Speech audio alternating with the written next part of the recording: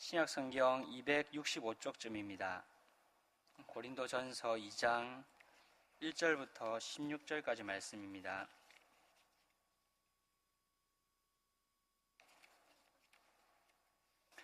찾으셨으면 저부터 한 절씩 교독하시고 마지막 절은 함께 읽겠습니다. 형제들아, 내가 너희에게 나아가 하나님의 증거를 전할 때에 말과 지혜의 아름다운 것으로 아니하였나니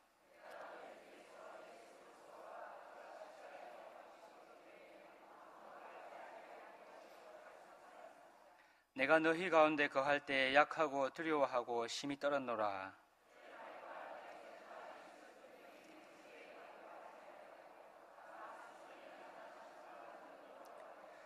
너희 믿음이 사람의 지혜에 있지 아니하고 다만 하나님의 능력에 있게 하려 하였노라.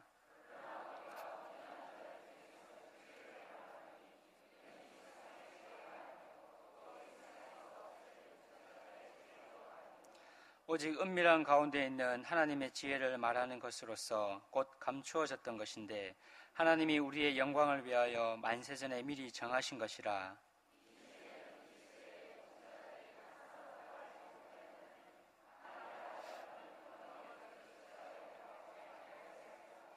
기록된 바 하나님이 자기를 사랑하는 자들을 위하여 예비하신 모든 것은 눈으로 보지 못하고 귀로 듣지 못하고 사람의 마음으로 생각하지도 못하였다 함과 같으니라.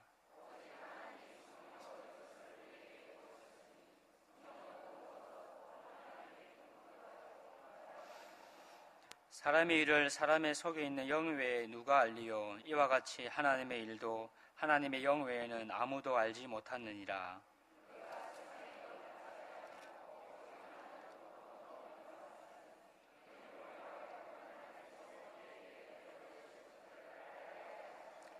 우리가 이것을 말하거니와 사람의 지혜가 가르치 말로 아니하고 오직 성령께서 가르치신 것으로서 하니 영적인 일은 영적인 것으로 분별하느니라.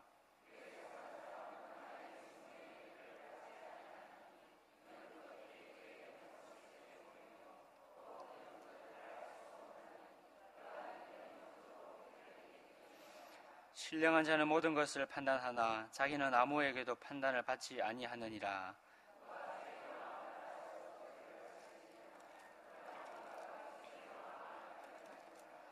아멘. 대부분의 그 사람들에게는 그 존경하여서 그 따르고 싶은 인생의 스승이 있을 것입니다.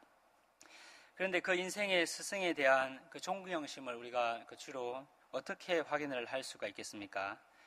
그 스승의 그 말을 그 존경하는 것으로서 우리가 그분을 존경한다라는 것을 그 표현을 할 수가 있습니다.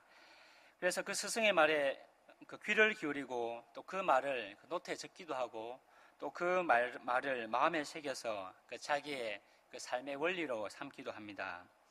그런데 우리가 그 하나님을 공경하는 방식도 그 동일합니다.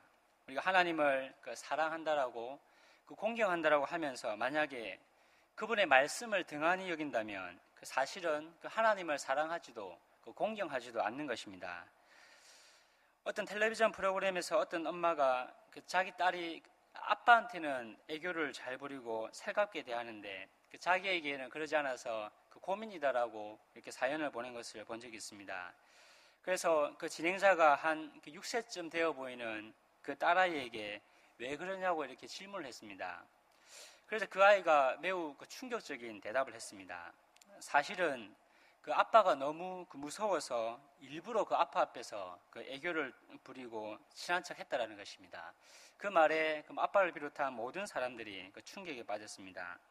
그런데 연구 결과에 따르면 실제로 그 2살 배기 아이들도 그 두려움에 근거한 그 억압자의 권력과 그 반대로 그 존경심에 기반을 두고 있는 그 지도자의 그 권력을 그 2살 배기 아이들도 그 구분을 할 수 있다라고 합니다.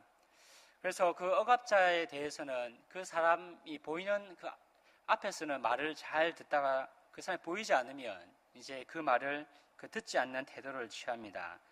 그 반대로 그 존경심에 기반을 둔 그 지도자에 대해서는 그 사람이 자기 눈에 보이든 보이지 않든 그 말씀에 그 순종하는 것으로 이렇게 드러난다라고 합니다. 그런데 저와 여러분에게 있어서 그 하나님은 어떤 분이십니까? 억압과 공포에 만약에 우리 하나님이 억압과 공포의 대상이라면 우리는 이렇게 함께 모여 있는 이런 종교적인 그 모임에서는 우리가 순종하는 모습을 보일 수 있을 것입니다. 하지만 우리가 혼자 있거나 예배당 밖에서는 우리는 그 말씀을 순종하지 않을 것입니다. 반대로 우리 하나님이 우리의 경외와 그 공경의 대상이라면 이런 종교적인 모임뿐만 아니라 그리고 혼자 있을 때에도 교회당 그 밖에서도 그 말씀에 순종하는 것으로 하나님을 공경한다라는 것을 표현을 하게 될 것입니다. 이처럼 하나님에 대한 공경은 예배당 안에서뿐만 아니라 예배당 밖에서 특별히 여러 사람과 함께 모여 있을 때뿐만 아니라 자기 그 혼자 있을 때 그 말씀을 존경하여 순종하는 것으로 우리가 하나님을 그 진실로 공경한다라는 것을 드러낼 수가 있는 것입니다. 이와 같이 하나님의 말씀에 우리가 순종할 때 있어서 또 한 가지 중요한 사항이 있습니다. 그것은 바로 그 말씀에 순종하는 것뿐만 아니고 하나님께서 의도하신 대로 그 말씀에 순종하는 것입니다. 만약 그렇지 않으면 우리가 하나님의 뜻인 줄 알고 열심히 그 말씀에 순종했지만 알고 보니까 그 하나님의 뜻에 반하는 그러한 삶이 될 수도 있습니다. 그러면 하나님께서 의도하신 대로 그분의 말씀을 바르게 알아서 순종하기 위해서 필요한 것이 무엇이겠습니까? 학생들이 학교에서 사용하는 그 국어 교과서에는 많은 그 문학 작품들이 실려 있습니다. 그런데 그 작품들에 있어서 문제가 있습니다. 그것은 그 여건상 그 작품의 그 전체를 그 책에 실지 못한다는 것입니다.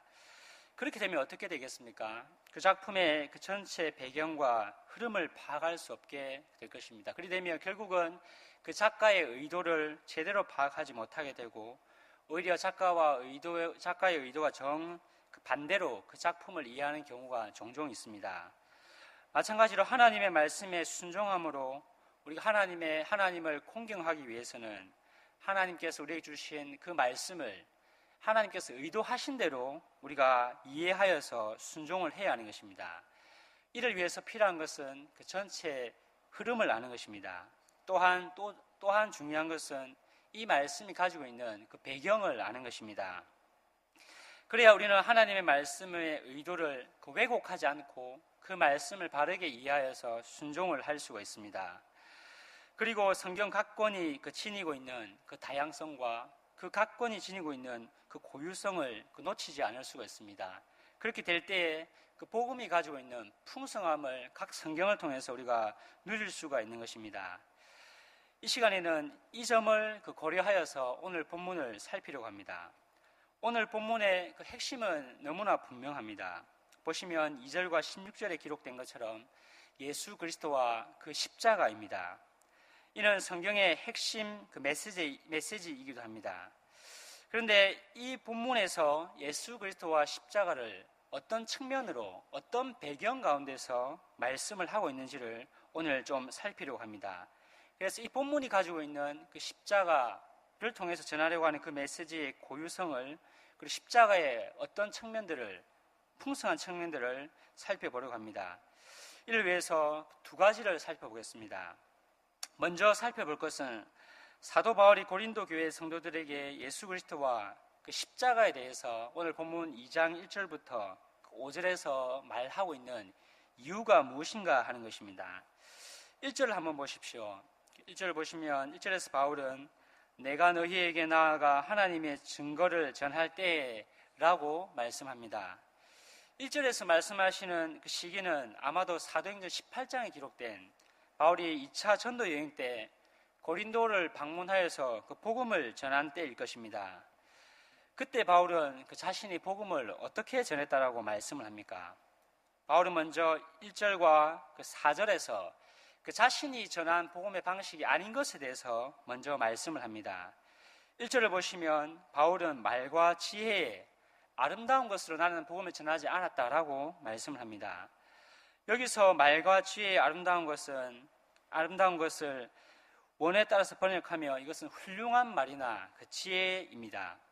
바울은 훌륭한 말이나 그 지혜로 나는 복음을 전하지 않았다라고 말하는 것입니다. 그리고 4절을 보시면 바울은 설득력 있는 지혜의 말로 복음을 전하지 아니하였다라고 말합니다. 이처럼 바울은 훌륭한 말이나 지혜, 그리고 설득력 있는 지혜의 말로 나는 복음을 너희에게 전한 적이 없다라고 말합니다. 근데 바울이 지금 이렇게 말하는 이유가 무엇이겠습니까? 그것은 바울이 복음을 전할 당시 그 수사, 즉 웅변가들이 사용한 그 방법을 나는 사용하지 않았다라는 것을 강조하기 위함입니다. 물론 바울이 웅변술과 수사학을 전적으로 거부한 것은 아닙니다. 다만 당시 바울이 복음 사역을 할 당시 궤변으로 사람의 마음을 훔친 그 웅변가들의 그 웅변술을 복음을 전하면서 거부하였다라는 것을 강조를 합니다. 바울이 복음 사역을 할 당시 웅변가들은 훌륭한 말과 설득력 있는 지혜의 말로 사람들의 마음을 미혹하고 마음을 훔쳤습니다. 그들은 청중에게 잘 보이고자 간교한 말로 사람의 마음을 들었다 놨다 함으로 자기의 인기를 얻으려고 했습니다. 오늘날도 이런 궤변가들이 있습니다. 그들은 하나님의 말씀을 전하는 것보다 사람의 마음을 훔치기 위해서 온갖 잡다한 이야기를 하는데 설교의 대부분의 시간을 사용합니다.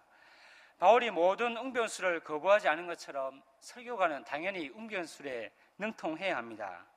그러나 우리는 그 웅변술이 하나님의 말씀을 잘 전하기 위한 것인지, 예수 그리스도와 십자가를 드러내기 위한 것인지, 아니면 사람들의 마음을 얻어서 그 청중들을 설교자 자신의 종으로 만들려고 하는 것인지를 잘 분별해야 합니다.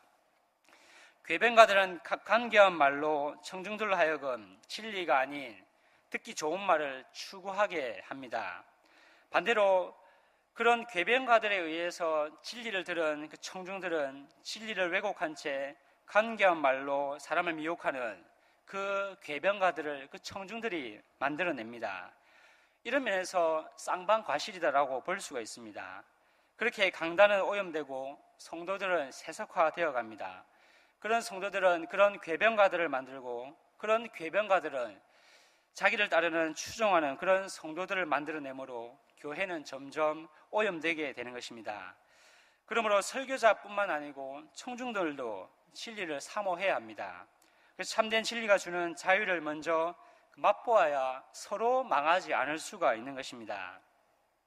그러면 당시 웅변가들의 훌륭한 말이나 지혜, 그리고 설득력 있는 그 지혜의 말로 그 바울이 복음을 전하지 않은 이유가 무엇이겠습니까? 본문 2절을 보십시오. 2절을 보시면 본래 2절은 왜냐하면으로 시작을 합니다. 바울은 그 이유가 2절에서 내가 너희 중에 예수 그리스도와 그가 십자가에 못 박히신 것 외에는 아무것도 알지 아니하기로 작정하였기 때문이다 라고 이렇게 말합니다. 오로지 예수 그리스도, 그 십자가에 달리신 그리스도를 집중적으로 선포하기 위해서 바울은 훌륭한 말이나 그 웅변가들의 그 궤변의 방식을 사용하지 않았다라고 말하는 것입니다. 그리고 4절 후반부를 보시면 성령의 나타나심과 능력으로 하였다라고 합니다. 이 성령의 나타나심과 능력으로라는 이 표현은 성령의 그 능력으로 이렇게 바꾸어 번역을 할 수 있습니다. 바울이 지금 성령의 능력으로 그러면 복음을 전한 그 목적이 무엇이다라고 말합니까? 5절을 보시면 너희 믿음이 사람의 지혜에 있지 아니하고 다만 하나님의 능력에 있게 하려 함이다 라고 이렇게 말합니다. 바울이 성령의 능력으로 복음을 전한 목적은 고린도 교회 성도들의 그 믿음이 바울의 어떤 능력이나 지혜에서 의한 것이 아니고 오직 그 하나님의 능력에 의한 것임을 나타내기 위함이다라고 말하는 것입니다. 이처럼 바울은 그 조작과 청중의 구미에 맞는 그 궤변으로 사람들의 인기를 얻으려고 하지 않았습니다. 다만 예수 그리스도와 그 십자가만이 드러나도록 복음을 전했습니다. 그리고 성령의 능력으로 고린도 교회 성도들의 그 믿음이 사람의 지혜가 아니라 그 하나님의 그 능력이 있음을 나타내기 위해서 그렇게 애를 썼습니다. 그런데 바울로부터 이와 같은 복음을 들은 고린도 교회 일부 성도들의 모습이 어떠합니까? 오늘 읽지 않았지만 고린도전서 1장 4절을 한번 보십시오. 4절에서 바울은 고린도 교회 성도들을 생각하면서 감사하고 있습니다. 그 감사의 이유가 무엇이라고 합니까? 5절에서 이렇게 말합니다. 이는 너희가 그 안에서 모든 일, 곧 모든 언병과 모든 지식의 풍족함으로 라고 이렇게 말합니다. 바울은 하나님께서 고린도 교회 성도들에게 언변, 즉 말과 지식을, 은혜를 부여하여 주신 것에 대해서 매우 감사하고 있습니다. 그런데 바울의 이 감사에는 동시에 감사뿐만 아니고 그 성도들을 향한 질책이 포함이 되어 있습니다.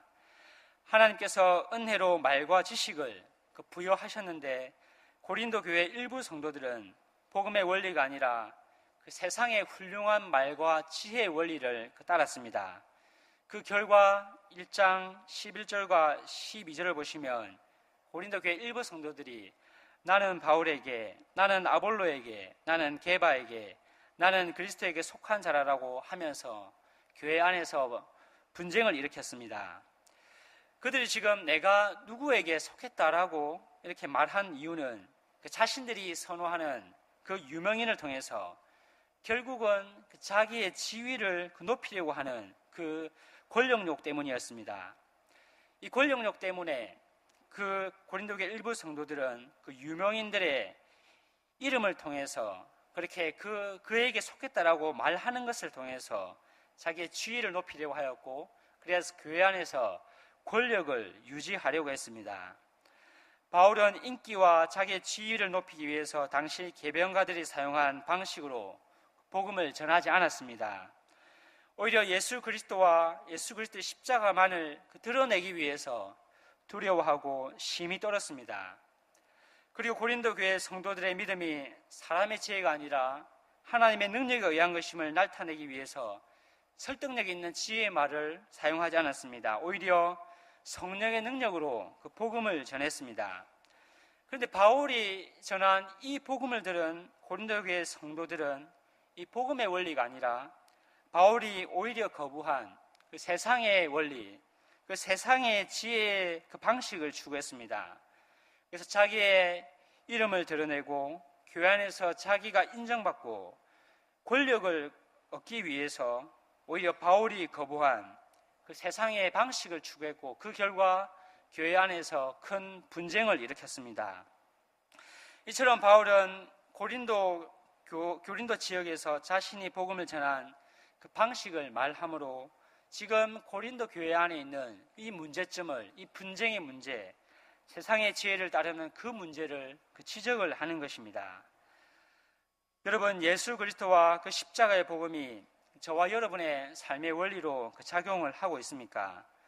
아니면 저와 여러분도 고린도 교회 성도들처럼 세상의 지혜가 우리의 삶의 원리로 작용을 하고 있습니까?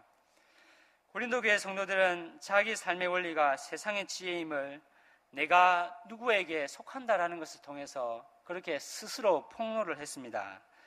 그들은 그렇게 자기 지위와 권력 추구가 자기의 삶의 원리임을 그렇게 스스로 이야기를 한 것입니다.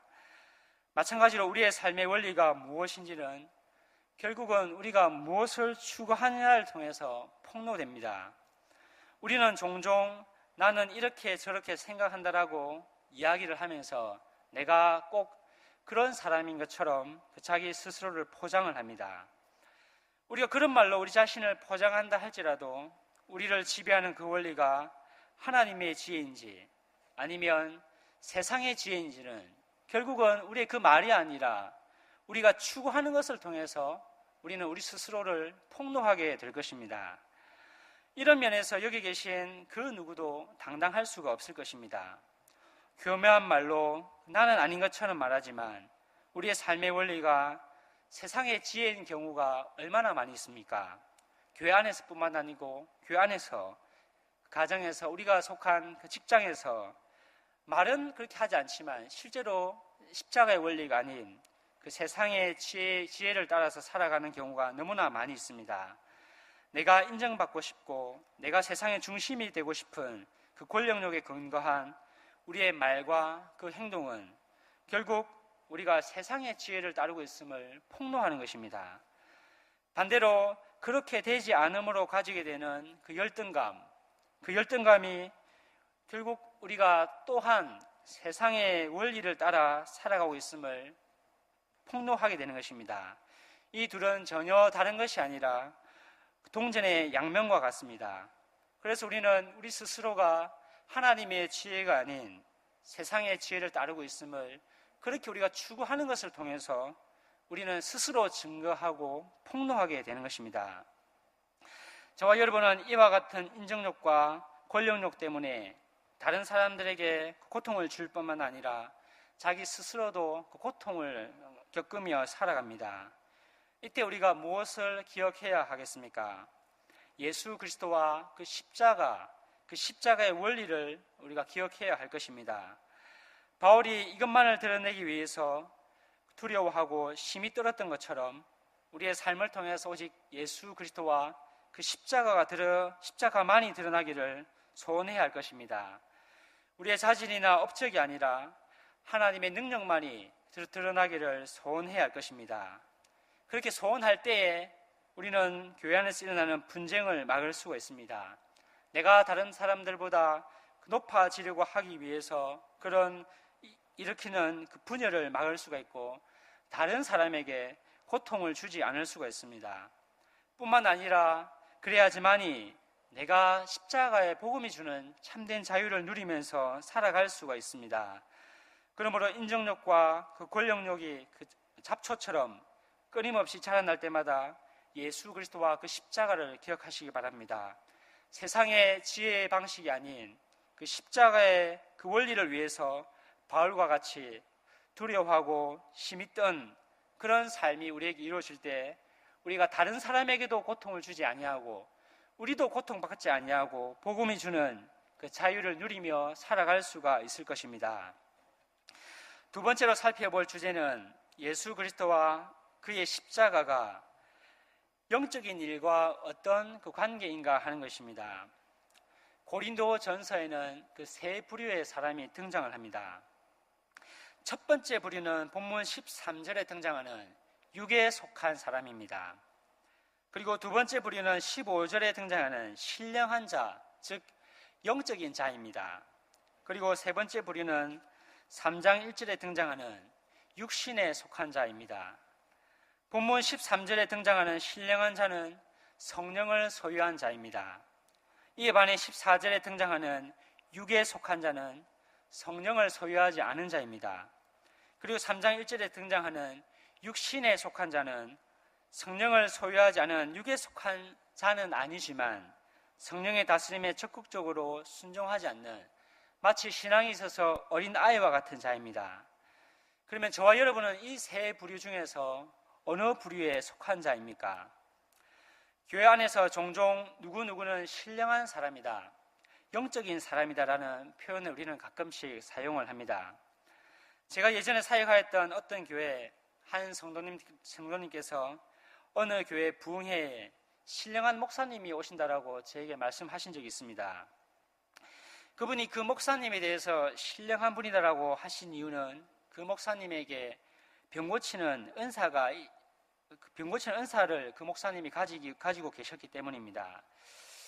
이처럼 우리는 어떤 가시적이고 특별한 은사를 가진 사람을 보통 영적인 사람, 신령한 사람이라고 생각을 합니다. 그렇지 않으면 신앙이 열등하다라고 스스로 그렇게 자책을 하기도 합니다. 지금 이 말씀을 드리는 이유는 하나님께서 교회를 주신 그 은사에 대해서 이야기하려는 것이 아닙니다. 다만 제가 서론에서 말씀드렸던 것처럼 성경 말씀을 곡해하지 말자라는 것입니다. 성경에서 말하는 하나님의 의도를 정확하게 파악하자라는 것입니다. 하나님께서 성경 말씀을 통해서 말씀하시는 진짜 신령한 자, 영적인 자를 판별하는 기준이 그런 은사이겠습니까? 아니면 그가 가지고 있는 특별한 그 재능이겠습니까? 만약에 아니라면 성령이 말씀하는 신령한 자, 영적인 자는 도대체 어떤 자이겠습니까? 세상의 지혜를 거부한 바울은 본문 7절에서 그 하나님의 지혜를 말합니다. 바울은 이 지혜가 세상의 지혜나 통치자들의 지혜가 아니다라고 말합니다. 이렇게 말하는 이유는 이 하나님의 지혜는 세상이나 그 통치자들이 지혜를 추구하는 방식으로 알 수 없다라는 그런 의미입니다. 그러면 이 하나님의 지혜는 어떻게 알 수 있다라고 말합니까? 본문 10절을 보시면 그 바울은 하나님이 성령으로 이 지혜를 보이셨으니 성령은 모든 것, 하나님의 깊은 것까지도 통달한다라고 말씀합니다. 여기서 말하는 하나님의 깊은 것이란 하나님 안에 있는 모든 측면, 즉 그 하나님 자신을 의미합니다. 그러므로 성령께서는 하나님 안에 있는 모든 측면들을 다 아시기 때문에 하나님의 지혜는 그 성령을 통해서만 알 수 있다라고 말합니다. 그리고 11절에서 하나님의 일도 하나님의 영 외에는 아무도 알지 못한다고 말합니다. 그리고 나서 14절에 가서 바울은 육에 속한 자들은 하나님의 성령의 일들을 받지 않는다라고 말합니다. 왜냐하면 그 속에는 성령이 없으므로 그 일들이 어리석게 보이기 때문입니다. 그럼에도 불구하고 육에 속한 자들은 고린도 교회 내 육에 속한 자들은 스스로를 신령한 자라라고 그렇게 생각을 하였을 것입니다. 이에 대해서 바울은 15절에서 뭐라고 말씀을 합니까? 신령한 자는 모든 것을 분별하나 어느 누구에도 검증을 받지 않는다라고 말합니다. 이렇게 말함으로 자칭 신령한 자라고 말하는 그들의 주장과 달리 그들은 오히려 신령한 자가 아니다라고 그렇게 비판을 하는 것입니다. 그러면 이 신령한 자, 즉 성령이 있는 자임을 나타내는 기준이 무엇이라고 말합니까? 바울은 그 기준을 16절에서 분명히 말씀을 합니다. 우리 함께 16절을 읽어보겠습니다. 시작. 누가 주의 마음을 알아서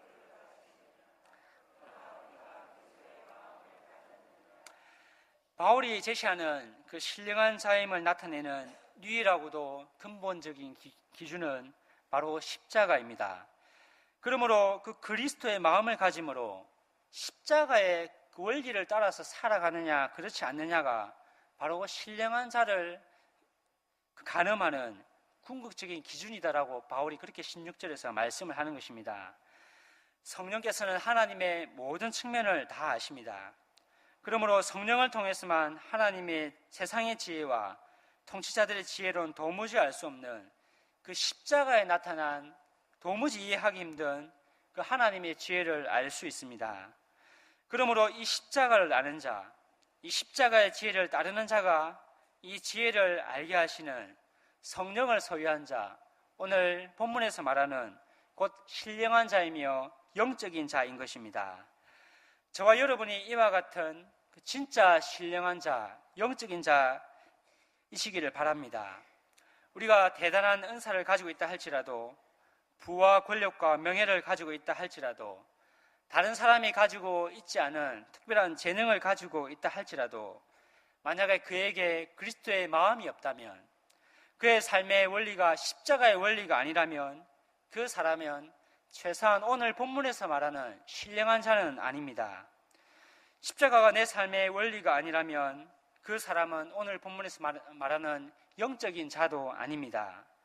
하지만 반대로 세상의 부와 명예와 권력을 가지고 있지 않다 할지라도, 우리에게 특별한 재능이 없다 할지라도 세상의 삶의 방식, 그 세상의 지혜를 거부하고 그리스도의 마음을 품고 십자가의 원리를 따라서 살아가고 있다면 그 사람은 오늘 본문에서 말하는 진짜 신령한 자이며 영적인 자입니다. 그리스도의 마음을 가짐으로 십자가의 원리를 따르는 그 신령한 자는 오늘날 교회 안에서도 인정받지 못하고 그 조롱받고 있는 것이 우리의 형편입니다. 지혜롭지 못한 자이며 그 사람은 오히려 교회 안에서도 어리석은 자입니다. 최소한 우리 교회 안에서는 오늘 본문에서 말하는 그 영적이며 신령한 자들이 고독하지 않았으면 좋겠습니다.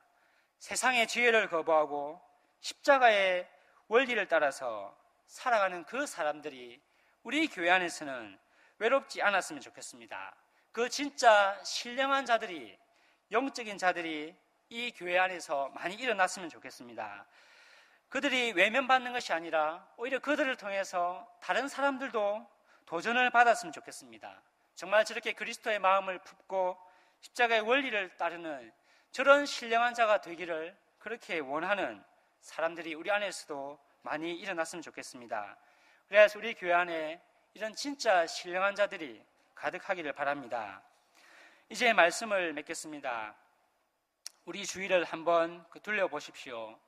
우리 가운데 오늘 본문에서 이야기하는 이런 신령한 자가 많이 있습니까? 이 신령한 자는 모든 것을 분별하나 자기는 아무에게도 판단받지 않을 것입니다. 왜냐하면 이 십자가의 원리보다 더 가치 있는 원리는 이 세상 그 어디에도 없기 때문입니다. 세상이 아무리 이렇게 살아야 된다, 저렇게 살아야 된다라고 할지라도, 그렇게 하며 우리를 판단할지라도 십자가의 원리를 따르는 자는 그 세상의 판단을 거부할 수 있습니다. 오히려 그렇게 세상의 지혜를 따르는 자를, 그 세상에 대해서 오히려 우리는 판단을 할 수가 있습니다. 세상의 지혜로 볼 때 어리석어 보이는 삶일지 몰라도 그는 세상의 지혜로, 통치자들의 지혜로 알 수 없는, 오직 성령을 통해서만 알 수 있는 그 하나님의 지혜를 가졌기 때문입니다. 그러므로 여기 계신 모든 성도님들이 이런 신령한 자 되시기를 바랍니다. 그리스도의 마음을 가짐으로, 십자가의 원리를 따름으로 이런 참된 영적인 자